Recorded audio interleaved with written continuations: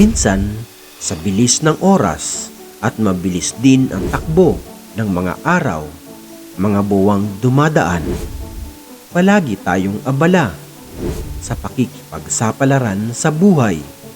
Tila nalilimutan na natin na kahit sandali ay magpahinga. Tumigil, damhin ang ganda ng paligid. Tingnan ang mga simpleng bagay na magpapasaya at kapupulutan ng simpleng aral at muling magpapanumbalik ng lakas para harapin ang mga hamon sa buhay. Narito ang ilang mga teknik na magagamit mo sa buhay.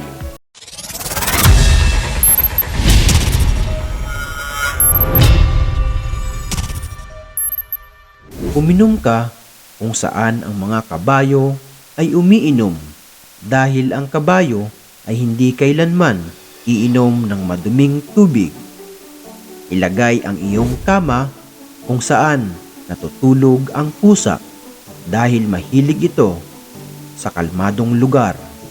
Anumang prutas ang nadaanan at sinubukang butasin ng uod, ngunit hindi nakapasok, lagi nitong hinahanap ang hinog na prutas.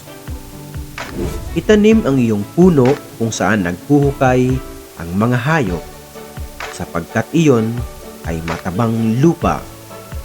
Itayo ang iyong bahay kung saan namamalagi ang ahas upang magpainit, dahil iyon ang matatag na lupa na hindi guguho.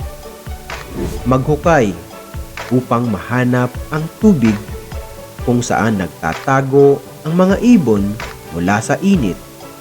Saan man nakatayo ang mga ibon, asahan mong merong bukal ng tubig doon.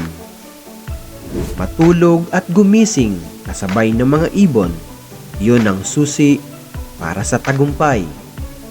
Kumain ng mas maraming gulay, magkakaroon ka ng malalakas na binti at pusong lumalaban tulad ng mga hayop sa gubat. Lumangoy sa tuwing makakahanap ka ng oras at mararamdaman mong nasa lupa ka na parang isda sa tubig. Masigla. Tumingin sa langit hanggang maaari at ang iyong mga iniisip ay magiging maliwanag at malinaw. Maging mahinahon at tahimik at ang kapayapaan ay darating sa iyong puso at ang iyong kaluluwa ay magiging payapa. Kung nagustuhan mo ang ganitong mga video, pakishare na rin sa iyong mga kaibigan at kapamilya. Maraming salamat. God bless!